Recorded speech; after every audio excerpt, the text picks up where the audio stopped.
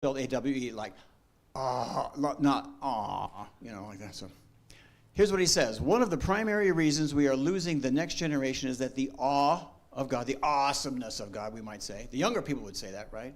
Awesome. Awesomeness of God has been trained out of them during their education. This lecture looks at lesser-known features of incredible creatures and explains why it is an absolute scientific impossibility that evolution could have created the variety and complexity of life. I heard him give this talk in Sholo 4 years ago, I think, and it was really good, so very good. So anyway, Bruce Malone, just a little bit about him. He left his 27-year career of chemical engineering to become full-time executive director for Search for the Truth Ministries. He has authored or co-authored 5 books. I think now it's 7. And he holds 17 patents for new products with Dow Chemical. So he's a chemical engineer, and he knows his stuff, and he's got a great ministry. And we are just blessed to be able to get him and snag him and have him speak for us this year, and then in 2 years from now, and 2 years from now. And if the Lord doesn't come, who knows what else we'll have. So anyway, so that's the news on that. The date is Wednesday, April 17th. Thank you, Pastor, for allowing us to adjust these schedules. I mean, we were shooting for, we've had Tuesdays nights, Wednesday night, Thursday nights. We might have to have a Monday or a Friday one of these days. And if we give you enough advance notice, we'll hopefully make it work. So, all right, that out of the way. If you are not already on my email list to get on my emails, so you can get a monthly advance notice of what's going on. I'll have this up here, and you can add it to your thing later. You can sign up for it. And we'll be passing around an offering basket here at the end of the presentation. Right at the end of the presentation, we'll have Q&A, and that's when we pass the thing around. Okay. All the logistics aside. Now, before I formally introduce our guest speaker, I warned him this was coming, by the way. My wife and I met on an online Christian website 20 years ago. She was living in Grants Pass, Oregon, and I was living in the little town of Dundee, Oregon, about 4 hours apart, 3.5, 4 hours apart. And we started corresponding, and one time she says, hey, I've got this weekend off, and I could come up and visit. And I said, well, I'm going to be going to a creation science conference. You want to meet me there? And she said, yeah. So that was in March of 2004, 20 years ago this month. Her and me and him all met for the first time. So yeah, so it was really cool. And it was in July of that year we got married, so our 20-year anniversary is coming up. But I can't really say, if it wasn't for him, it never would have happened. I think God would have figured out a way to make it happen, but nonetheless, he got to be part of the deal. And so I get to embarrass him now by saying, hey, all this stuff like that. But yeah, so I've known Dr. Kendall for 20 years. Are you an Oregon native, or did you just wind up there? I am a native Oregonian. He's a native Oregon, as am I. And anyway, so if somebody had said to any one of us 20 years ago, hey, 20 years from now, I bet you're going to be down in Arizona doing such and so, we all would have had a good laugh, but here we are. So anyway, so it's pretty cool. So I've been following Tom and his ministry for 20 years, and we're just really blessed to be able to catch him as he swings through this neck of the great Southwest. And he can tell you more about his education, background, training, stuff like that as he needs to. But if you'll bow your heads with me, we'll have a word of prayer to start our meeting. Father in heaven, we thank you again for this opportunity to meet here in this place, in this house of worship. And we thank you for the lesson that has been prepared for us tonight as we learn about the wonders of your creation and about the judgment that came about as a result of man's wickedness. We still see the hand of God behind it all, and it causes us to be amazed at how you have taken care of every detail of our lives and of the plan of salvation so that we can all be redeemed from this miserable planet that's perishing at a really rapid rate. And we just look forward to the day of your soon coming. But in the meantime, Lord, help us to be faithful witnesses for you as we learn more about you and how you have put this all together for our benefit and for the benefit of everyone who chooses to be in heaven with you. Thank you for all of this in the name of our Savior Jesus Christ. Amen. Without me rambling any further, let me introduce Dr. Thomas Kindle.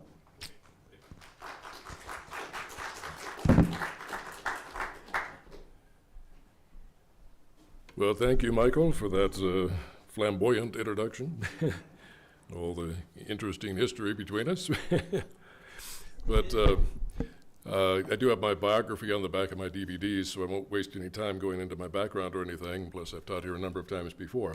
But tonight I have a brand new presentation, which is entitled Amber, an Especially Valuable Jewel for Creationists. Now, what is amber? I find that even creationist scientists make this mistake a lot, and I've seen it happen over and over again. They say it's tree sap, and then they say it's resin, and then they say it's tree sap again, and then they say it's resin. And people leave wondering, what was it, you know? It is tree resin, it is not tree sap. Tree sap is a watery type fluid that carries certain minerals and nutrients through the tree. It's more located in the core of the tree, whereas the resin is located on the outer portion of the tree. And it exudes out if the tree is damaged, if the tree has a branch broken off, or if insects or critters of some kind are trying to burrow into it. If another tree falls and hits a tree and gouges a gash in its side, then this resin will flow forth, and it looks kind of like honey. It's a beautiful amber color, and it is a kind of a scab, you might say a chemical bandage, that the tree puts over its wound. It also has antiseptic capability, so no germs can get in and infect the tree, no mold or mildew or fungi or anything like that. And it acts like a kind of a natural flypaper. Any insects that get up there trying to investigate, they get stuck, and then as the amber continues to flow, or I should say the wood resin continues to flow, they get covered up in the flow of the resin. Now, ordinarily, reaction with oxygen will make this get hard, and it'll get kind of crusty and kind of crumble after a while, and it'll actually fall down on the ground and continue to oxidize and weather into the soil over time. So we find amber, which is simply tree resin that has been compacted under sediments for a long period of time. They believe millions of years, we believe just thousands of years. But that compression gave it more strength and stability, so it gets hard. Now, not real hard. You can scratch it real easily with a knife blade, unlike a regular crystalline gemstone, which is a crystalline mineral that's harder than steel. This is very easily scratched because it's just hardened tree resin, nothing more than that. But we can imagine the scenario at the time of the flood. You'd have horrific storms associated with that flood, so all kinds of branches would be blown down, trees would be blown down, knocking into one another. You would also then have tsunamis coming up on the continents, flushing out entire forests out to sea. You'd have volcanoes blasting them down like we saw at Mount St. Helens. So if the amber is of a tree that has a lot of resin that can produce this amber, this is an example living today in New Zealand, the kauri tree, and it has perhaps the largest amount of resin of any currently living tree that we know. We think it was some kind of a large conifer tree that primarily contributed to the production of all the amber we find around the world from these huge pre-flood forests. Now, this might not look very big until you put it in scale with a person. You can see the young lady down here, and you can see that the circumference rivals that of the redwoods. Now, it's not as tall as a redwood, but the circumference of the trunk is quite big. And if you put a big gash in this tree trunk, copious amounts of resin will flow forth and make a very, very big deposit of that resin, which, of course, it won't turn into anything unless it's buried and compressed. We need the flood mechanism to do that.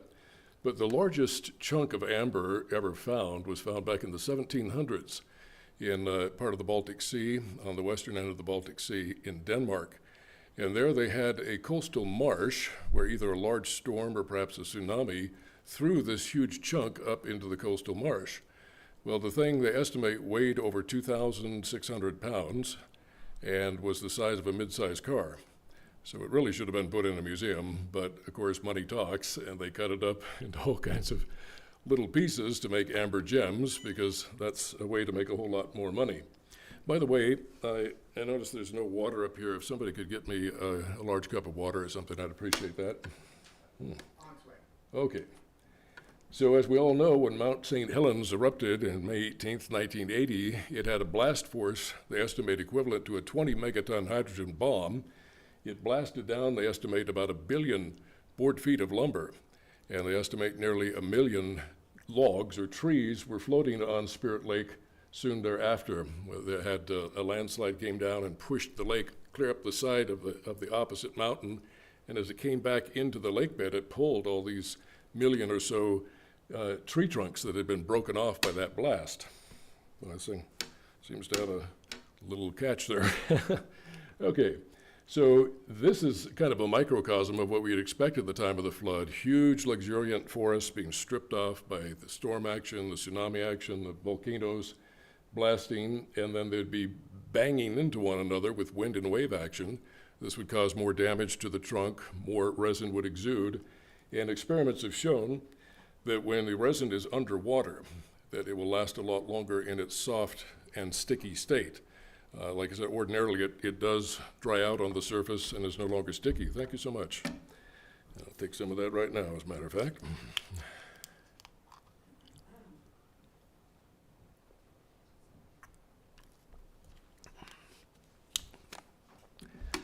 So, this, we think, is both the best mechanism for explaining deposits of amber worldwide in sedimentary deposits. Again, sedimentary deposits are by definition laid down under moving water, as we would expect during the time of Noah's great flood.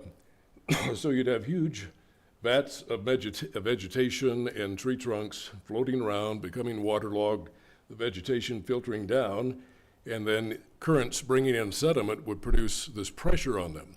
If there's a heating through volcanism and you have the right kind of chemistry present, which we have in volcanic ash and certain volcanic clays, it can cause a chemical reaction that produces heat, and it can last long enough to carbonize the plant material, which the heat drives off most elements except for carbon, and so you get very carbon-rich coal made out of plant material. What we also find fairly frequently is upright tree trunks going through a layer of coal, layer of sediment, layer of coal, another layer of sediment, and they obviously didn't grow there because their roots are broken off, just like the trees we see at Mount St. Helens. A catastrophe ripped them down, took their roots out. They floated for a while because they're a little more buoyant at the top than where it can still absorb some water at the root end. They become upright, and then as they further waterlog, they come down to the bottom in an upright position. Now, if currents are bringing in sediments and rapidly depositing these layers, the layers would build up and rapidly encompass and therefore protect the tree, so it could fossilize. If you leave a tree trunk, out exposed, anybody's been out deer hunting or anything, the dead wood on the ground doesn't last very long. It gets eaten by termites, it gets rotted, you can step on it, and your foot goes clear through it. It looks like it's solid, but it's not. So these things simply couldn't stand there and not rot away, waiting for the many millions of years, or at least hundreds of thousands of years, for the sediment to build up at the rates that they postulate. But we also find in and amongst, in the coal and in the sediments next to it, we often find amber deposits. In fact, amber is an actual byproduct of the coal industry nowadays. So we believe it's a similar mechanism, these floating mats of vegetation that produce the vegetation that compressed into coal, and also the amber falling down from these wounded trees that keep banging into one another and gouging into one another would produce an awful lot of amber under those mats. This also would explain why we find, as we shall see, land-based organisms and marine organisms all encapsulated in these amber gems. It's really quite amazing. So that is the mechanism we believe best explains why we have amber in the fossil record. Now here we have a picture of Europe, and in northern Europe, up here under Norway, Sweden, and Finland, we have the Baltic Sea. I'll give you a little close-up of that. And that has, for thousands of years, in the Western world, it was the only known source of amber. The ancients thought perhaps it was tears of the sun that fell into the sea and washed up on the shore. But by the first century, at least, we know that they understood that it was hardened resin. In fact, it was burned for centuries as incense. Small pieces that weren't big enough to be suitable for jewelry were ground up and used as incense because when it burns, it has this beautiful aroma of sweet pine because it is the resin of some kind of coniferous tree. So the Baltic Sea, when the continents have lifted at the end of the flood water had to wash off the continents. This appears to be perhaps a kind of a natural channel of drainage, and that cut down into some of these flood-laden sediments and got down to where the layer is that's rich in amber deposit. Now also we believe with the ice age that happened after the flood, some of those ice sheets were gouging out some of that as well, probably a combination of both. But if we take a cross-section of the Baltic Sea, we see there's this amber-rich sedimentary layer down here. It's intersected by the bottom of the Baltic Sea. And amber is quite lightweight. It is, just hardened wood resin. So it's not like a rock that's heavy. And if they have enough bubbles in them, which they frequently have bubbles, they'll float in seawater. So as they get stirred up by storms and currents at the bottom of the oceans, the ones that can float will float up and get thrown up onto the shore by waves. But even the ones that don't have very much bubbles in them are still semi-buoyant because they're so light. So they're easily moved along by currents, easily thrown up onto the shore when you have a storm. And for thousands of years, that was the only known way to get amber, was to walk the shoreline of the Baltic Sea and be a literal beachcomber looking for what they call Baltic gold, because to this day, they use these fine mesh nets to go out and actually, fish through with the net trying to get some of this amber that's being cast up by the surf. And it's not, that picture we had back here, that I think that was staged. Even after a storm, you'd be very fortunate to find that many all together at the same little place on the beach. So you do have to hunt for it, but it has been coming up regularly for centuries, for thousands of years. Now, the amber industry has been so profitable that for a number of centuries, those who owned amber beaches on the Baltic Sea, they had a law passed that if you trespassed on their private amber beach, it was immediate death penalty. You'd be summarily hanged. So they would put up a watchtower so they could look up and down the coast. And if they caught you, even if you didn't have a bag of amber or amber in your pockets, didn't matter, you were trespassing on an amber beach, and they'd hang you out in public, like we see here, as a warning to everybody else. Pretty brutal times back then. They'd let you hang until the birds picked your bones and nothing but a skeleton left. They tried to scare the people into submission. But the peasants here, of course, are authorized. They are working for their master, and of course they're thoroughly checked after each day that they aren't hiding any amber. Why such a big deal about amber?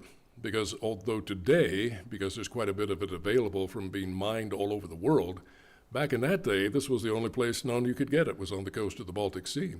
And yet it became an international trade item. It was considered so valuable that in the first century, Emperor Nero, who is infamous for being a terrible persecutor of the early Christians, he is purported to have said that a single good quality amber carving, no bigger than a thumb, was worth the price of 2 healthy slaves, which was quite a bit of money. But back at this time, at the height of its value, they said that amber had a 200-to-1 weight ratio of value to gold. In other words, if you had 1 pound of well-polished, well-carved amber, it would take 200 pounds of gold to purchase that. So it was one of the most precious gems thousands of years ago, and that's because it was so rare and so exotic. Now, nowadays, as I pointed out, we have found amber and it's being mined all over the world. Of course, it is a prediction from the flood model that log mats and things like that would be all over the waters of the world at that time, and so you could conceivably find it most anywhere. Now, it came to a little more of the public consciousness after the blockbuster movie Jurassic Park. If you may remember, the thesis of the movie was that a miner found a big chunk of amber, and right in the middle of it was a beautifully preserved mosquito. And it was red. You can see his abdomen was red because it had had a blood meal on a T-Rex or something, on a dinosaur. And so they decided to extract the blood and get the DNA and clone dinosaurs. Now, that is, of course, science fiction. Even the evolutionists will admit that. For one thing, you have to put the DNA into an egg of the same species. You have to have a viable egg to put it into. Well, where are you going to find a dinosaur egg nowadays? I mean, there may be some areas where dinosaurs are still alive, but it's pretty rare. So, they said they did it with amphibians, which is an entirely different taxonomic class than reptiles. So it never would have worked, but makes a nice science fiction story. But the price of amber almost doubled after that movie came out because people began to be curious about amber again. Well, because it was semi-precious, even though it wasn't as valuable as it was thousands of years ago, it was still very beautiful. And so in Prussia, back in the 1700s, I believe, the father of Frederick William I of Prussia, his father had an amber room made for his wife, and it wasn't terribly big, but it was very beautiful. And he kept working on it. His son, Frederick William I of Prussia, his son didn't care about it. He thought it was a waste of time and money. So when his father died, he did not complete the room. But to curry favor with Peter the Great, he decided to gift the amber to him and let him make his own amber room, which he did, and along with Catherine the Great. They both loved it. And Peter the Great was not just great because of the great achievements that he made. He was also great in stature. Does anybody know how tall he was? He was 6'6", so pretty tall, especially for his day. Now, they built a huge amber room at the Winter Palace, today known as the Catherine Palace, 30-foot tall walls. They put so many amber jewels on that, they estimated it weighed 13,000 pounds. Wow, 6.5 tons, the weight of an African elephant. And you can't see it here, but the opposite wall had these big windows that faced the west on purpose. So when the sun came down in the west, the light would shine directly perpendicular on these walls, and the glow and the hues and the colors, they said, were just mesmerizing. That's how it was for many years from the 1700s until World War II, when the Nazis invaded Russia, and they came to the Catherine Palace, which is still there, by the way, and you can go see it. It's quite large. In aerial view, you especially see how large it is. But it was overrun by the Nazis in World War II, and they were told to steal the amber room, all the amber out of it. The Russians, on short notice realized they were coming, and they didn't know what to do. They couldn't take it down and get rid of it in time, so they put up scaffolding and tried to put wallpaper all over it to cover it up. But that ruse didn't work very well. The Nazis discovered it. And they sent in a small army of soldiers to take it down, and in little more than a day and a half, they took it all down, put it in 37 big crates, and shipped it off.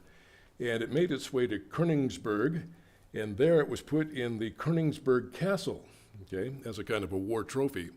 Well, the fortunes of war had changed by 1944, and the Russians were now advancing on this city and about to attack and take it. I think the battle took about 4 days. But preliminary to that, they had an aerial bombardment and an artillery barrage that heavily damaged the Königsberg Castle and, in fact, set it on fire. Most historians believe that the amber room burned up in that fire because, as I said, it is flammable. It is just a biological compound that's hard, and it'll burn like coal. It'll burn like any biological compound will. And so it might have smelled good with an incense pine smell, but they think it burned up. Some say they put it in crates and carted it off someplace to hide it, from the Russians, but if so, no living person knows where that's at. Some say it sunk on a ship where it had been put in the Baltic Sea, but they found that shipwreck. They've checked it out thoroughly. They can't find it. So to this day, if there is such a category in the Guinness Book of World Records, it ranks as the largest and the heaviest and the most expensive work of art ever stolen and never recovered. The estimates of its value today range from about $200 million to in excess of $600 million. So it is quite a loss indeed. In fact, that loss really stuck in the craw of the Russians because they had often promoted this as their eighth wonder of the world, the marvelous amber room of Catherine the Great. So under Leonid Brezhnev in 1979, they decided to make a replica of the amber room, and he authorized it. He didn't live long enough to see it happen. He died within a few years, and it took some 24 years to complete it. They used old photographs to try to emulate as close as possible the original designs and artistry of the original amber room, and they had the artisans and craftsmen working on it for some 24 years. And finally, by 2003, it was finished, and they did cheat a little bit. The walls were a little over 20 feet tall in the replica, not 30 feet tall. And I think they were told to cut the amber a little thinner than they had in the original to make it go longer, because it is real Baltic amber, and it is semi-precious stone, and they estimate the replica one weighs 6,000 pounds, whereas the original was 13,000 pounds. So it's not quite as big, but it was dedicated in 2003 by Vladimir Putin, who looks quite a bit younger there than he does today. And it is a beautiful, beautiful room that's not quite as big and opulent and amazing as the first one, but it's still a marvelous wonder to behold. You can go in and take tours. Sometimes they have large conferences in there, perhaps like a press conference or something. And although it's not as big, it does still have the figurines all meticulously redone to match the original and plated in genuine 14-karat gold. So it is worth quite a bit for the gold and for the amber. And it is not as big, it's not quite as opulent, it's not quite as grand as the original, but I think it does capture some of the amazing beauty that the original amber room had. So amber has been this valuable jewel over many years, but why is it such a valuable jewel to creationists? Well, the answer is because it has more powerful evidence in it as a kind of a chronometer, as a kind of a time clock showing how old that fossil record really is, because the sedimentary rock deposits and other sedimentary deposits that encase them, they have dated in some cases to be well over 100 million years old. Yet the amber itself and the fossils encapsulated in them tell a different story. In fact, it makes it stronger evidence than what we have with the soft tissue, proteins, and cell structure that we have found in dinosaurs. Now, if you haven't heard of that, back around 2005, Dr. Mary Schweitzer, who was then working under the famous dinosaur scientist Jack Horner, I believe at Montana State University in Bozeman, and they had found a T-Rex femur in the Hell Creek Formation of Montana, and it was so big that the helicopter they rented to airlift it out couldn't lift it. So they did something unusual. They had to break it in two and take it out piece by piece. Well, Jack Horner told Mary Schweitzer, who was a graduate student then studying under her for a PhD in paleontology, he said, well, we don't often, break bones like this on purpose. You ought to take a look at it with the microscope, see what you can see. So she did, and she was absolutely flabbergasted to find soft, stretchy veins and nucleated red blood cells typical of reptiles. This was absolutely unexpected. Theoretically, based on thermodynamic tests of how long protein structure will last, it could last since the time of the flood, 4,500 to 5,000 years at the most. But to get it where they're claiming it's 68 to 70 million years old, no, none of the experiments support that. So she tried to say, well, blood, from these blood cells leaked out and the blood made the tissue stronger by cross reactions, or I should say cross links, adding more links to the protein chains, because the chains of proteins, the chain links are amino acids, chemical compounds. So if you imagine a long chain, thin chain across this auditorium here, about 400 on the average, and each link in that chain is a chemical compound, but the bonds that hold them together are a chemical bond. And the second law of thermodynamics states that with time, those bonds are thermodynamically favored to rupture, to spontaneously break. You don't have to do anything, you just wait. Time itself, and it will break. The question, of course, is how long does it take? Well, that's where they do the thermodynamic experiments, where they take a protein, like collagen, one of the ones they like to use the most because it's the toughest, bone collagen in particular, and they subject it to heat because the thermodynamic breakdown is more efficient at high temperature than it is at low temperature. So they watch it, for weeks, even months, whatever it takes, to get a good measurement of how fast it is breaking down at this temperature.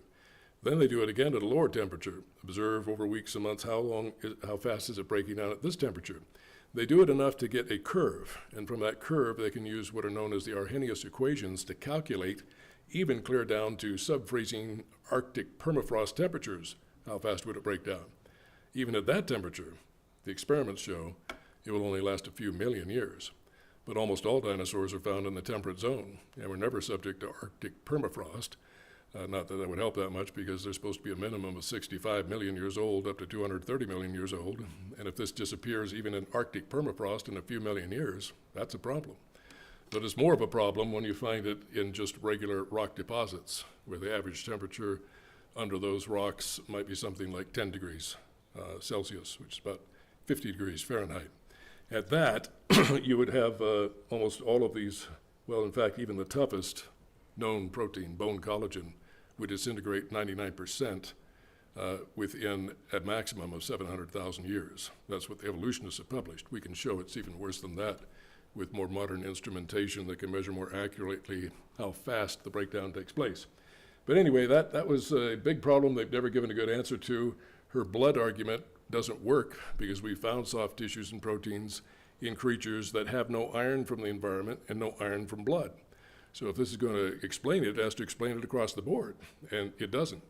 Furthermore, she should have taken her samples that she saturated, super saturated with hemoglobin, using centrifuges, using biofilters, using anticoagulant, all these things that could not have possibly happened in a dinosaur bone, to super concentrate it and get all this iron-rich heme out of the hemoglobin. And others who've tried to duplicate her experiment didn't get the same results. That's always a big red flag in science. You know, if they claim something, but you do the experiment, you don't get the same results, there's something wrong there.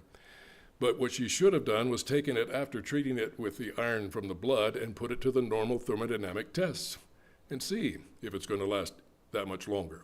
She's never done that. We're talking clear back 2005. That's what, almost 20 years ago now? She's never done the thermodynamic tests. That tells you all you need to know. She doesn't have faith in her own claims. And indeed, it's all undercut by the fact that we have found it in places where there simply is no iron. Now, here's Dr. Hugh Ross, founder of Reasons to Believe Ministries, which in my view is a bit of a misnomer.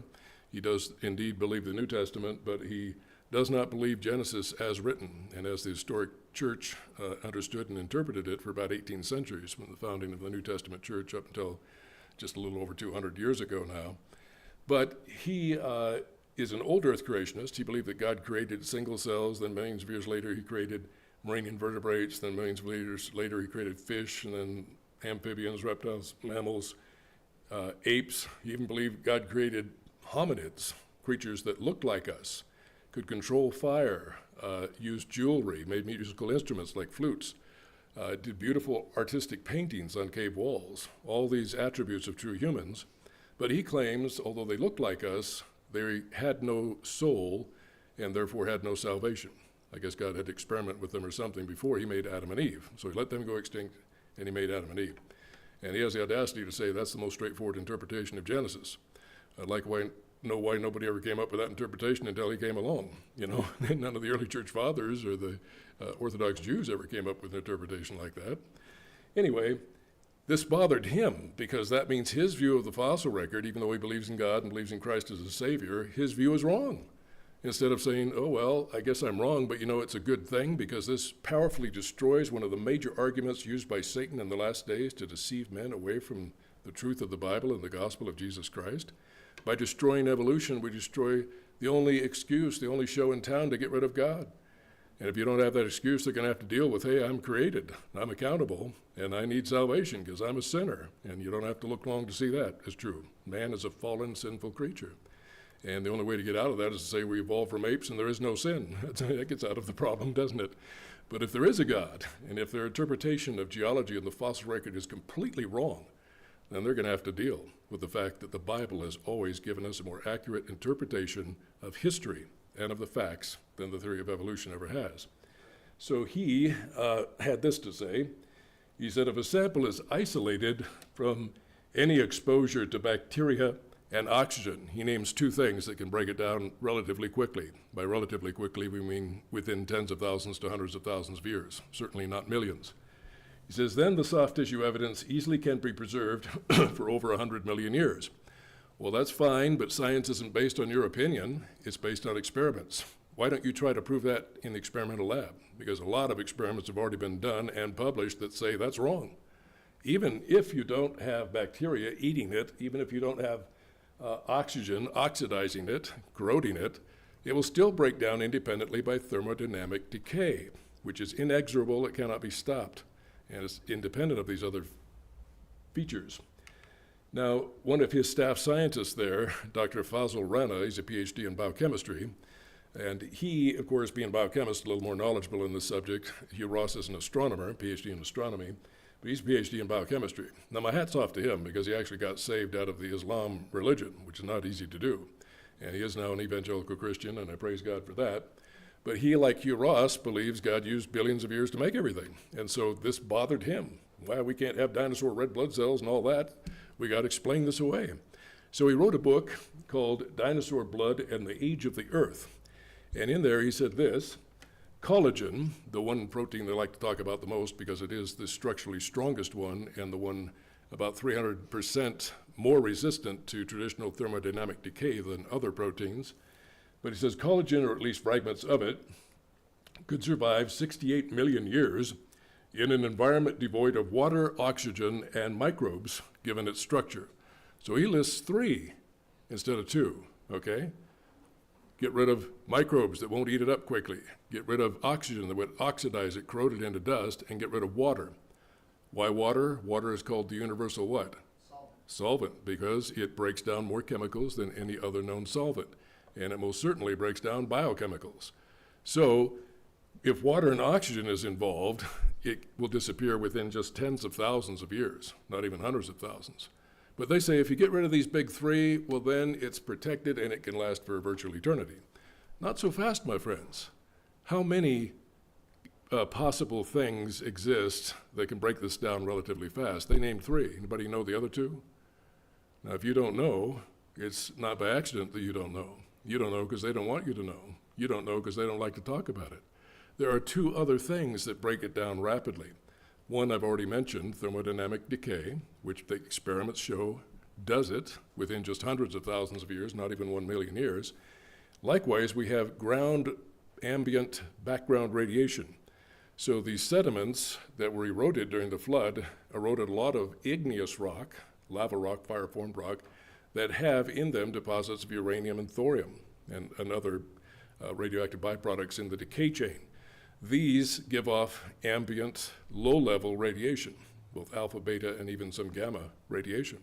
Now, it's low level, but you take that low level, you start multiplying it by tens of thousands and hundreds of thousands of years, and it appears that it would completely erase all this biochemical signature in that time scale.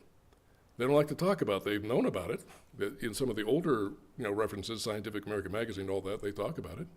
But since they found the dinosaur bones, nobody seems to want to talk about it anymore. So there are 5. Now, why is amber so special?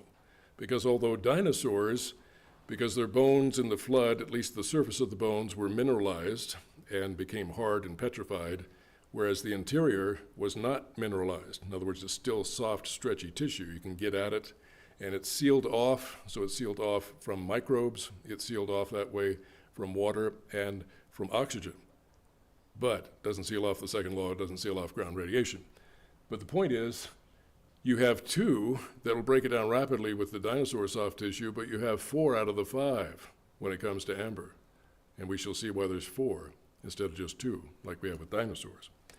Now then, here I quote Buckley and Collins, who are evolutionists who have done a lot of research in archaeological sites and a lot of experiments with the thermodynamic breakdown of proteins in the bones found at these archaeological sites. Now, if it's an archaeological site, it means it was inhabited by man, and therefore the bones of man and the bones of animals found there, everybody believes, is no more than several thousand years old at the most. So finding intact proteins, blood cells, whatever, in this context was not controversial. Why? Because it's only a few thousand years old, right? Well, they ran all these experiments, proved that it would take between 0.2 and 0.7 million years. That's 200,000 to at the most 700,000 years at 10 degrees Celsius, which is same as 50 degrees Fahrenheit, for levels of collagen, that very tough protein, to fall to just 1%, so 99% gone in just hundreds of thousands of years. Notice what he says, in an optimal burial environment. What does he mean by optimal? It means it's assumed that you've sealed it off from microbes, from oxygen, and from water. Now, what can't you seal it off from? You cannot seal it off from the effect of the second law of thermodynamics, thermodynamic decay. You cannot seal it off from ambient ground radiation. They don't mention that, though. Anyway, so their own experiments show that, but it's gotten worse because this was, a number of years ago. We now have a much more powerful measuring device, much more capable in measuring decay that was just not detectable with the more crude instrumentation they had years ago that Buckley and Collins were using. This is Dr. Brian Thomas. He is a biologist and he has a PhD in paleobiochemistry that he earned at the University of Liverpool in England. And he is an ICR staff scientist, Institute for Creation Research, where I did some of my graduate study. But using the far more efficient and effective F-tier spectroscopy device, he proved that the actual breakdown is about twice as bad as what was measured by Buckley and Collins. So they said 700,000 years at the maximum. You can take and cut that in half. 350,000 years at the maximum, based on the latest observable, repeatable, provable data as to how fast it breaks down. Now then, Dr. Kevin Anderson, who is a PhD biologist and author of this excellent book that I'd highly recommend, Echoes of the Jurassic, that's available from the Creation Research Society, of which I am a lifetime sustaining member, and just type in Creation Research Society on the internet and it'll bring it up.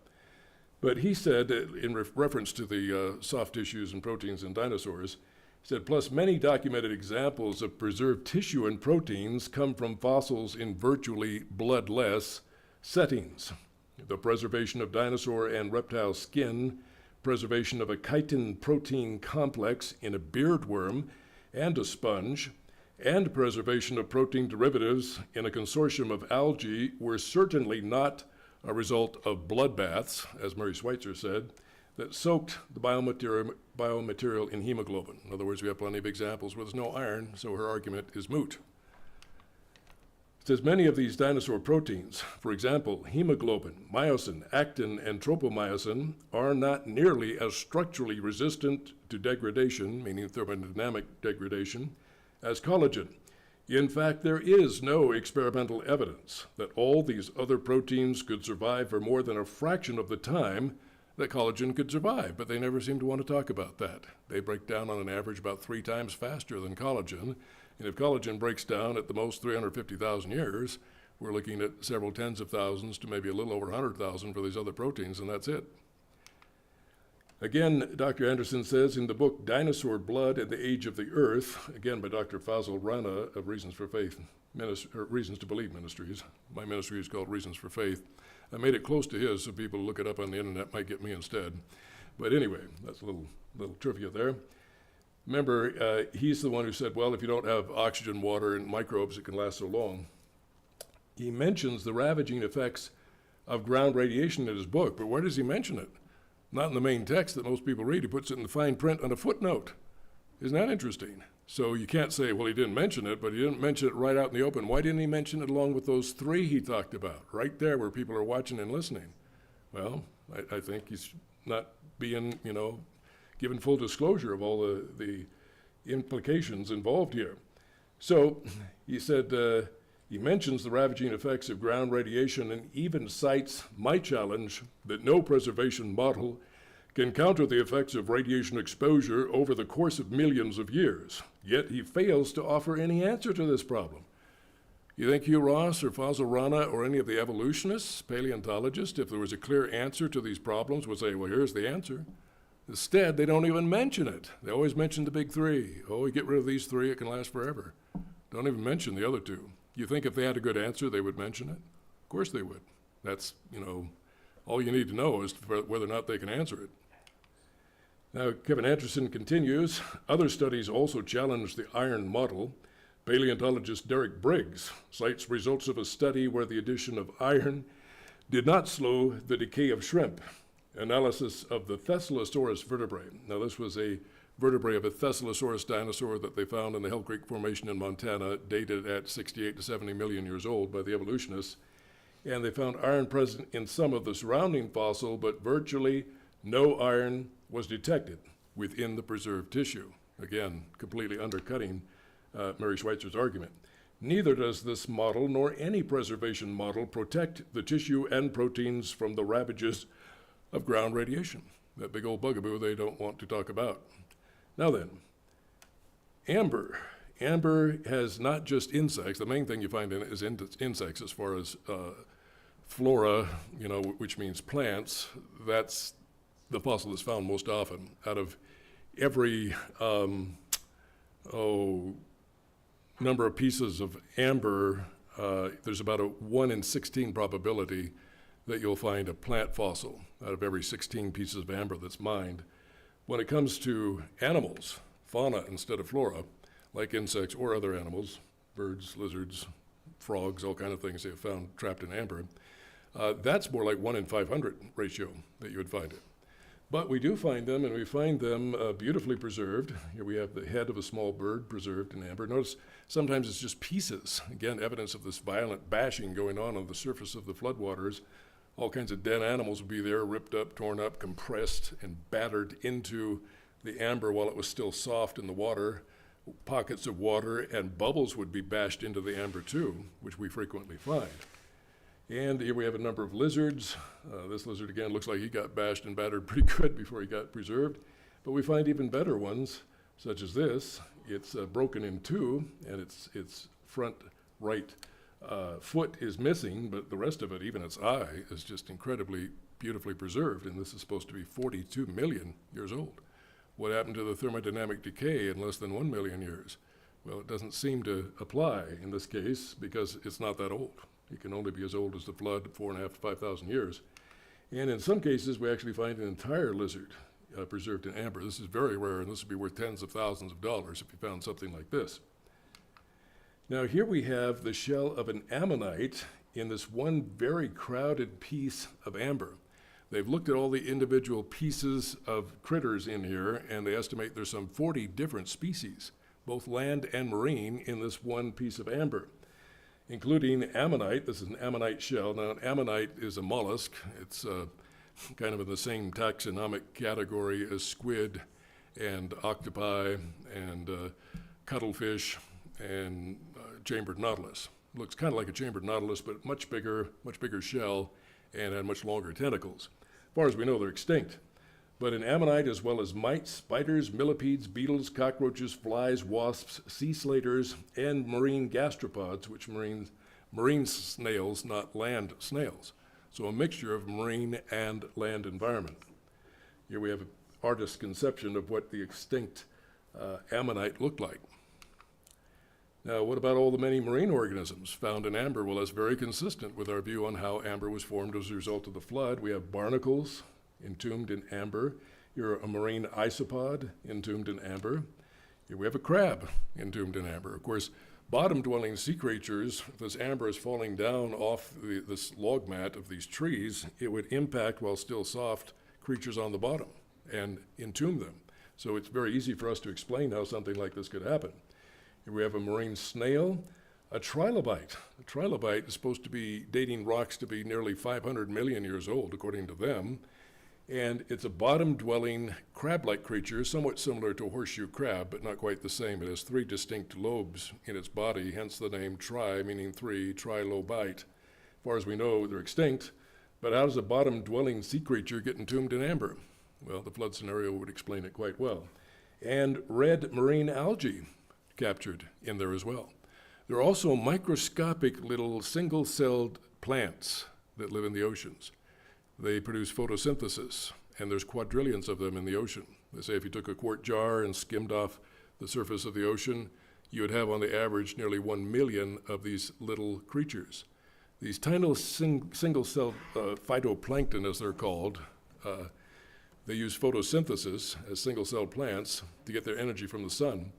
But they put a protective cell wall, or you could actually call it a protective greenhouse, made out of glass, because plants love to be in greenhouses, you know, and the light comes through to give them the photosynthetic capability. But they extract dissolved silica in the ocean water, they solidify it, and they build for themselves beautiful glass greenhouses. They exist by the quadrillions in our oceans. We did not even know they existed until the invention of the microscope. I have some of these that we can look at under the microscope after the presentation. But these also have been found trapped in amber. They're marine organisms, and again, the flood would easily explain how that could happen. Now, we often find, as I said, 1 in 16 probability of finding plant material trapped in amber, as opposed to fauna, animals of any kind. And the problem with this is what? How much collagen do you have in plants? None. Yeah. You have very little in insects, but you have none at all in plants. So they always want to talk about collagen. Well, these are entirely made out of non-collagen proteins, much more susceptible to thermodynamic breakdown. So why, if they are, in these cases, 99 million years old, why haven't they fallen into the finest dust by breakdown of the bonds of the proteins? Furthermore, remember the amber itself is a biochemical compound extruded out of a living tree. nothing magical about it. It's not made out of crystalline rock. It's not hard, and it will break down just like the proteins will break down. Both of it, all of it should have fallen into dust. Yet there it is, with all its beauty still fully available to view. And very, very much detail. Notice in this one, this blade of grass or perhaps a leaf, you can still see the green. That's the pigmentation, the pigmentation polymers. They're not technically not proteins, although they're usually associated with a protein complex. But these pigmentation molecules are designed to absorb all wavelengths of light except for one, in this case green. So it absorbs the others so they can't reflect back, and it reflects strongly in the green spectrum. The fact that we can still see that green after supposedly 99 million years means those delicate polymers, those pigmentation agents, are still working. Yet slight degradation would have destroyed their ability for selective reflection.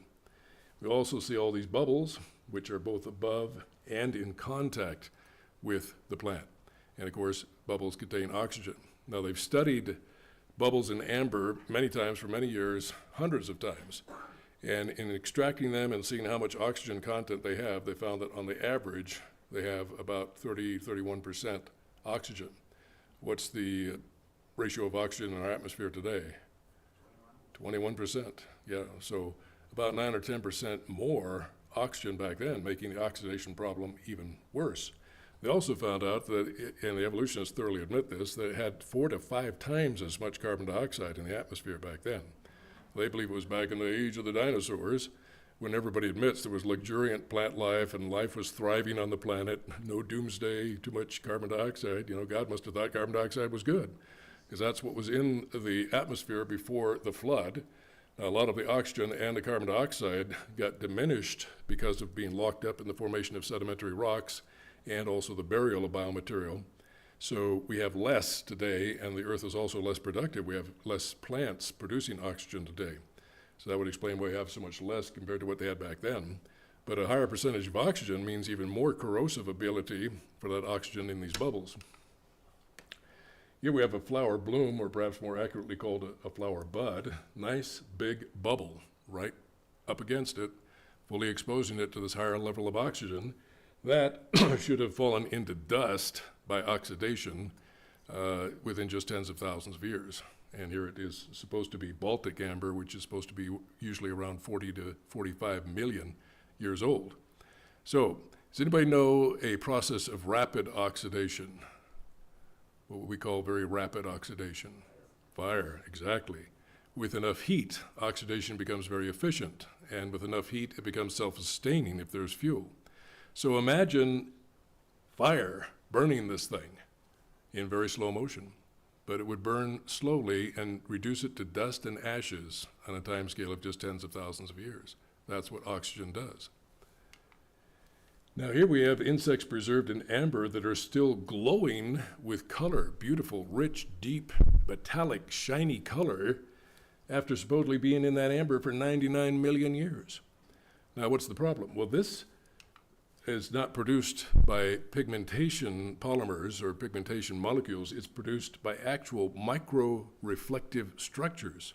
You can't even see, they're so tiny without a high-powered microscope. They actually stick up from the surface of the body and selectively reflect very intensely and repeatedly in the same wavelength to give this beautiful iridescent and metallic-like color. So the shiny and colorful skin on some bugs does not come from pigment molecules, but ridges, which direct light to create the effect.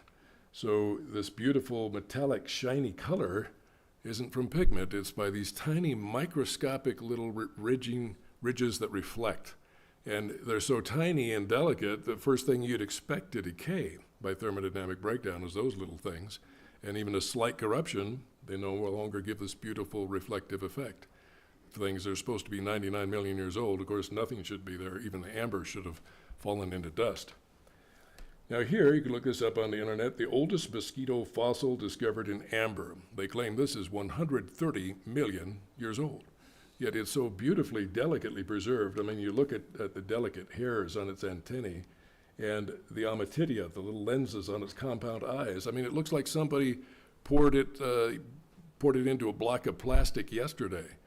there's just no visible deterioration. That is indeed conceivable on a scale of 4.5 to 5,000 years. It's at least conceivable. But it's inconceivable based on all the physics, all the experiments that we know, that it can maintain that for anywhere near 130 million. In fact, you wouldn't probably see much of anything after 130,000 years. Here we have a winged termite. It's from my private collection. And also, because of what we know about amber now, amber is a wonderful conversation piece for giving evidence for creation. That's why I wear an amber ring now with an insect fossil in it. So people see that, they go, oh, is that an amber ring? And I go, yes. And I said, do you know that this amber and the fossil in it is supposed to be 99 million years old? Coming from the former country called Burma, it's today called Myanmar, but it's supposed to be 99 million years old. But let me tell you why that can't be true, and why their dating of the fossil record can't be true is something you can see with your own eyes. So if people tell me, you know, this is all CGI, you made this all up, there's nothing really like that, I'll say, oh yeah? I'll give you my finger, my index finger, not my middle finger, because you ask what would Jesus do, he wouldn't give anybody the middle finger. But I'll give him my index finger and say, look, you can see for yourself, touch it, look at it on a microscope. This is real. This is not CGI. Now, another big problem we have with amber is that it so frequently is saturated and shot through with bubbles, which again we'd expect with all that banging action of the amber on these trees on the surface of the floodwaters with all the wind and wave action. You get a lot of bubbles and a lot of material pounded into it, and even pockets of water compressed and pounded into it. Well, these often have plant material. In this case, the sepals down here, they look kind of like big green leaves, but they're actually a protective covering when it's in the bud stage. When the bloom and the blossom comes out, they move down toward the bottom and they serve as support structures. We find this in amber that's supposed to be 99 million years old. Here's the curved sepal here, and here we have a bubble, but notice within this bubble there's another bubble. How do you have a bubble within a bubble? Because one is a bubble of water and one is a bubble of air. That's why. Now, if we turn this upside down, notice this interior bubble is close to this edge here, right? As you'd expect, because air wants to move up, the upward direction. What if we turn it upside down? Now, where's the bubble going to go? Well, it's going to move up away from that edge, isn't it? Because it always moves up. And now that it's upside down, it has to move up. So the sepal has both air and water directly in contact with it. The things they say, oh, as long as you get rid of air and water and microbes, you know, well, the amber gets rid of the microbes because it does have its original antiseptic quality, but it sure doesn't get rid of the water, it sure doesn't get rid of the background radiation, it sure doesn't get rid of the oxygen that's there. So many times, both plant and animal fossils are intersected by bubbles, which are very common. This is an unusual winged insect that I have in my private collection, and it's called a scale insect. You get a close-up of it here. You can see it has bubbles partially encapsulating its back, its side, and even its underside. That whole thorax should have oxidized into nothing within a few tens of thousands of years for that reason alone. This is supposed to be 42 million years old. And here we have a mosquito that you can look at tonight in my private collection. Notice it has a bubble along its side and a bubble up here on its shoulder. Notice the ommatidia and the antennae, beautifully preserved. Notice the bubble on the shoulder. You can see hairs sticking out. Those thin hairs, and this is a much smaller than normal mosquito. I mean, when you see it in the amber, you go, what is that little speck? Now, you look at it on the microscope, you can see it as good as this. But those hairs would have disintegrated by oxidation in a very short time, relatively speaking. But there it is. And here we see bubbles along the edge here, but a big bubble has partially encapsulated this creature here. Anybody know what that is? There it is, closed in a bubble, should have disintegrated. Supposed to be 42 million years old. Anybody know what it is? It's not a mite. We'll look at a mite pretty soon, the mighty mite. But this is an aphid, smaller than an ant, very small, very delicate, should have disintegrated by oxidation very rapidly. Here we have a spider who's just got entangled in a whole mess of bubbles, and the bubbles are directly in contact with portions of his body, and in the reverse angle we can see it as well. So again, oxidation is a big problem with amber fossils. May not be as big a problem with dinosaurs, but it's certainly a big problem here, as is water, because we shall see they're also directly in contact with packages of water as well. Now here we have a spider. This is my personal collection also, you can look at tonight. It's ensnared in a whole mess of bubbles there. When we look at the close-up, you can see their leg structure inside these bubbles. Notice the head and the thorax is all enclosed in a bubble, and even the abdomen is enclosed in a bubble with higher percentage oxygen than we have today. Why is it still there? Thing's supposed to be 42 million years old. Particularly with the abdomen, when we give a close-up look, you can see the individual hairs. See them sticking up out there? Those hairs should have disintegrated very quickly. And this is very small spider. This is not some big tarantula. This is very, very small, as you shall see. Here's another spider, and you can see the bubbles up on its hairs on the leg, but the hairs are still there, visible in those bubbles. This front leg is entirely encased in a large bubble, and yet you can see the leg. It has not disintegrated into dust by oxidation. It's supposed to be 42 million years old. And here we have a fly. Notice it has quite a big bubble on its back. But what is this next to it? Very small thing. It's entirely encapsulated, not just partially, but entirely within its own bubble. It is a mite. Now, ticks and mites look very similar, but mites are always much smaller.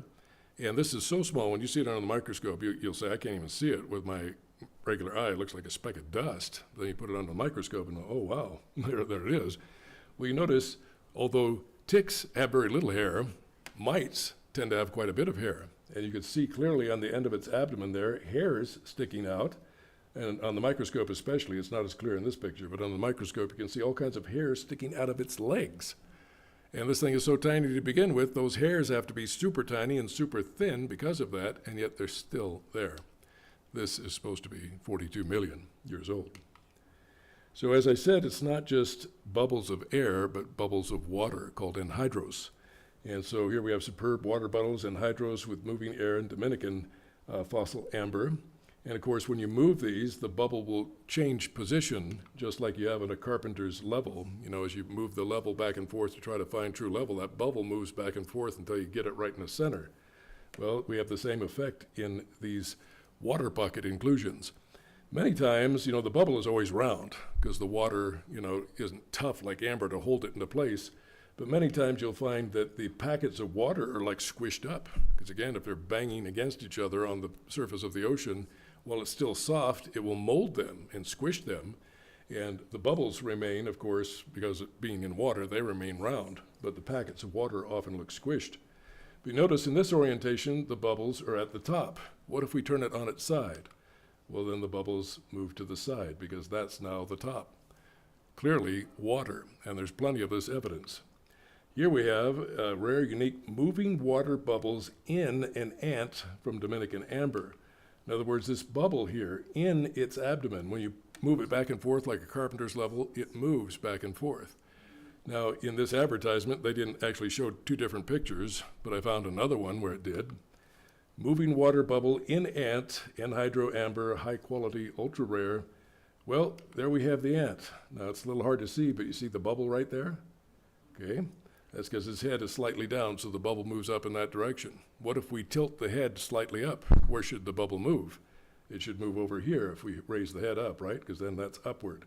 Well, when we do that, guess what? The bubble moved. Visibly moved over here, whereas it used to be over here. So this has water and bubble with oxygen inside its abdomen, and yet the abdomen is still there. It has not disintegrated by hydrolysis or oxidation, which it would have done even faster than thermodynamic decay.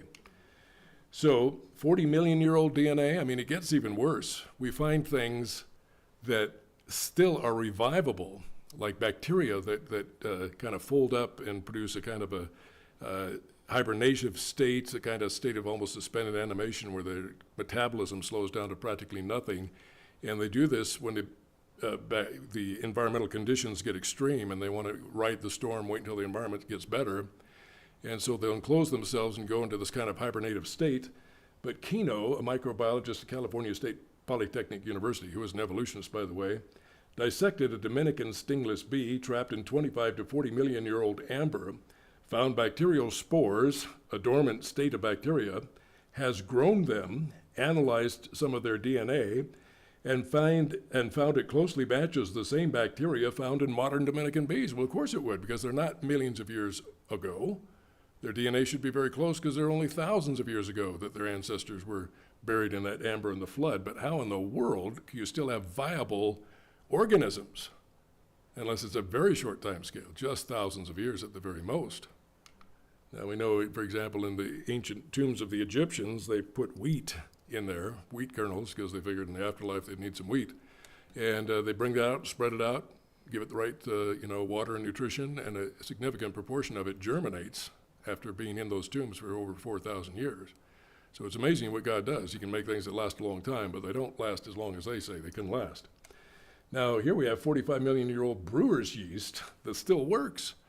This is a company, a brewing company down in California, brews its beer according to a unique formula. Yeah, they extracted brewer's yeast out of amber, supposed to be 45 million years old, Baltic amber, still viable. They're able to get it grow, and of course, once it grows, it multiplies exponentially, and you get a whole bunch of it.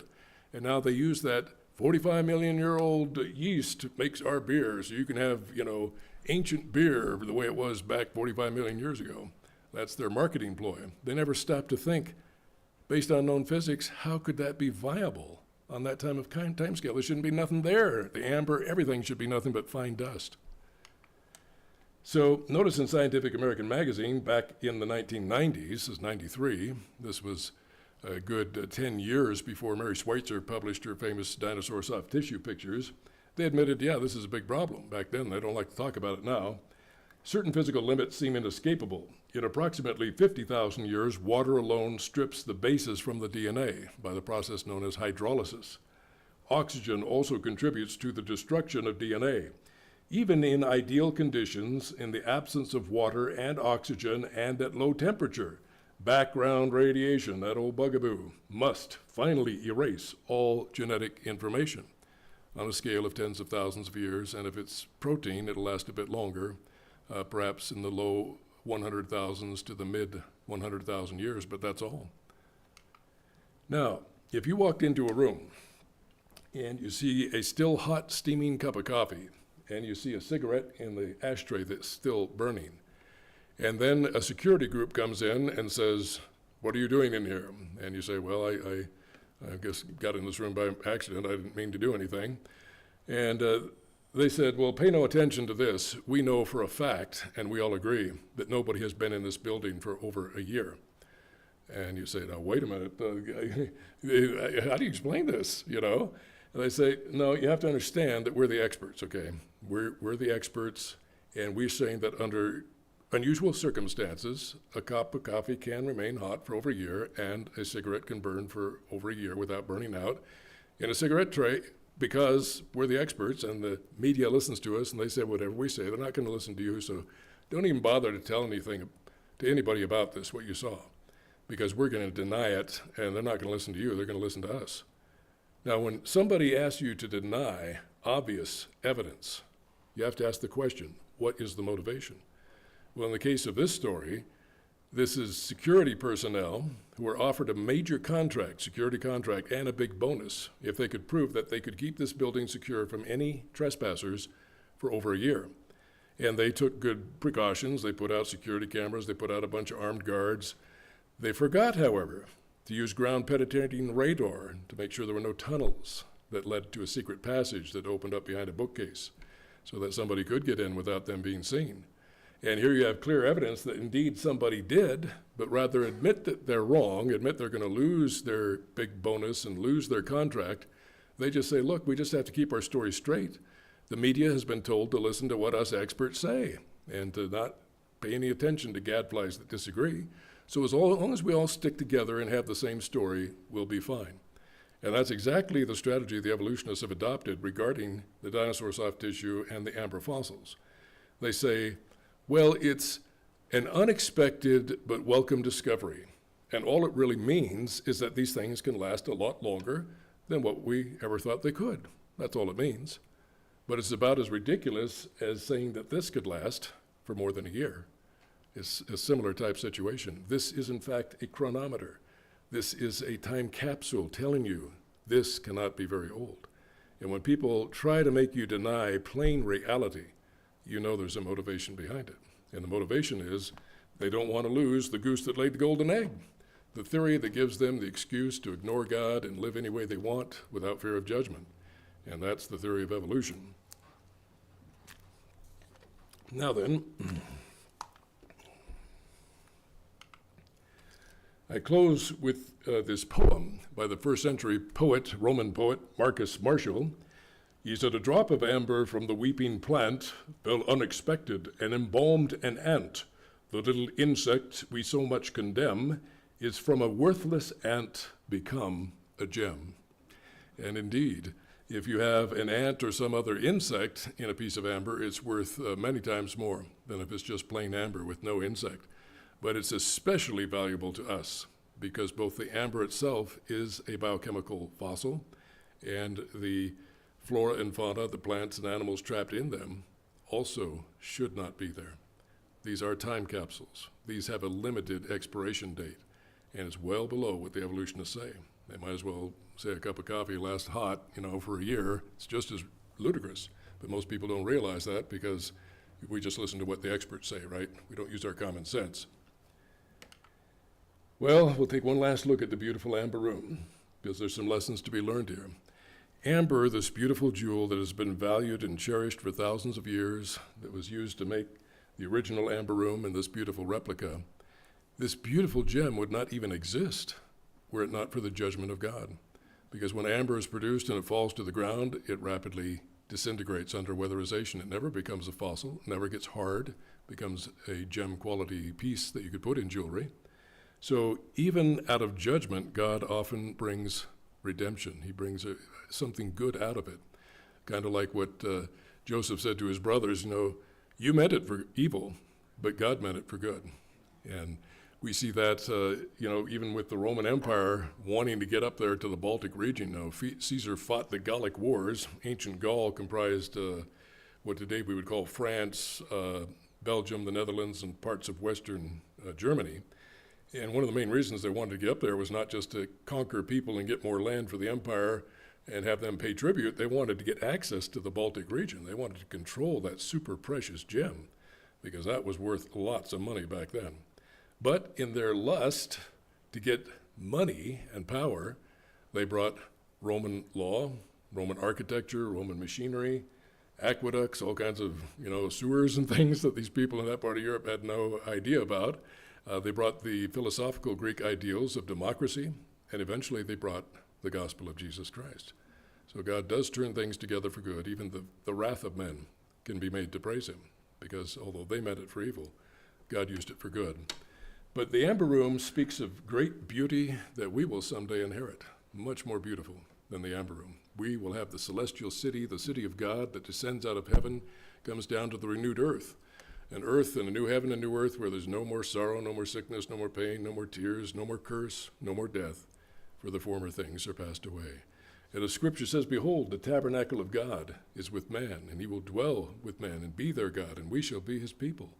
In a city far more spectacular than this room could ever dream of being. A city with 12 gemstones as its foundation, a wall of purest jasper, pearly gates that are made out of huge pearls carved into gates, and the gates never close because there's no night, because the Lamb is the light thereof, and he will be the eternal light. And gold so fully refined that the buildings and even the streets have a gold hue to them, but it's transparent. You can see through it like crystal. Scientists claim if we could completely refine gold, which is a noble metal, that it would be transparent, just like the Bible described. How do they know that back then? We've never been able to refine it, I think, that well even today, much less back in the days of the Bible. But that was the prediction of the New Jerusalem. So when we see the amber room, we see something that was lusted after by man, that was stolen by the Nazis, but we will inherit the eternal city, the city of God, the New Jerusalem. And the Nazis can't steal it from us. The devil himself can't steal it from us. It will be our eternal heritage. Why? Because amber proves that we can trust God's word in Genesis. And if he's trustworthy in Genesis, you better believe you can trust his word in Revelation, where paradise lost becomes forever paradise gained. Amen? Okay, I do have this available also on DVD under the same title. So I don't know if we have some time, if you want make some more announcements or want to have some questions.